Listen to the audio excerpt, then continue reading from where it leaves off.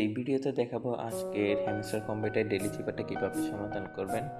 আমরা প্রথমে ডেইলি চেপারে চলে আসব। প্রথমে কোডটা হলো এস এস লেখার এসটা তোলার জন্য আমাদের তিনটা ডট দেওয়া লাগবে। এরপরে টি তোলার জন্য জাস্ট একটা ড্যাশ, এরপরে এ তোলার জন্য একটা ডট, একটা ড্যাশ, তারপর আছে বি তোলার জন্য একটা ড্যাশ, তিনটা ডট,